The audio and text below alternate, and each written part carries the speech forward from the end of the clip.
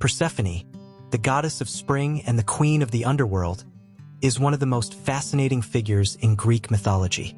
Her story is a tale of transformation, balance, and the eternal cycle of life and death. She embodies both light and darkness, joy and sorrow, freedom and captivity. Through her myth, the Greeks explained not only the changing of the seasons but also the deeper mysteries of existence, the inevitability of change, the duality of human nature, and the journey from innocence to wisdom. Persephone was born to Demeter, the goddess of agriculture and fertility, and Zeus, the king of the gods. From the moment of her birth, she was a figure of beauty and innocence.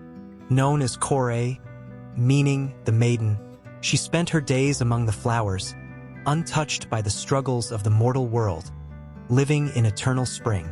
But fate had other plans for her. One day, while gathering flowers, Persephone was abducted by Hades, the god of the underworld. He emerged from the earth in his black chariot and carried her away to his shadowed kingdom. In that moment, her world of light and warmth was replaced with darkness and silence. But her story does not end in despair. This was not merely an act of theft but the beginning of her transformation. Her mother, Demeter, was devastated by her daughter's disappearance.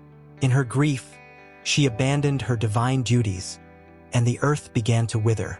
Crops failed, fields turned barren, and a great famine spread across the land.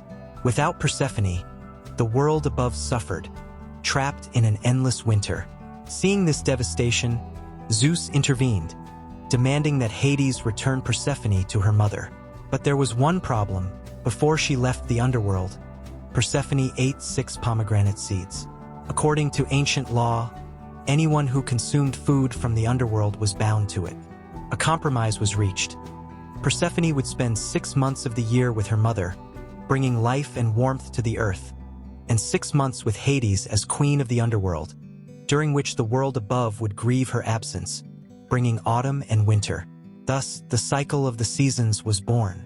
When Persephone returns to Demeter, spring awakens, flowers bloom, and life is renewed. But when she descends once more to the underworld, the world above mourns, and winter takes hold. This myth was the Greeks' way of explaining the natural rhythms of life and death, growth and decay, departure and return. Yet Persephone is not merely a passive figure in this tale. She is not just a victim, nor is she simply a goddess of spring. She is a ruler in her own right. As queen of the underworld, she presides over the dead, standing equal to Hades, guiding souls into the afterlife. She is both the giver of life and the mistress of death, a being who understands both the sorrow of loss and the promise of renewal. She moves between two worlds, embodying the balance that exists between them. This duality makes her one of the most relatable figures in mythology. We all experience change, moments where we leave behind the familiar and step into the unknown. We all walk between light and darkness, between joy and hardship, between past and future. Persephone teaches us that even in the depths of darkness, there is power, that even in times of loss, renewal will come. She is a reminder that we are not defined by any single moment in our journey.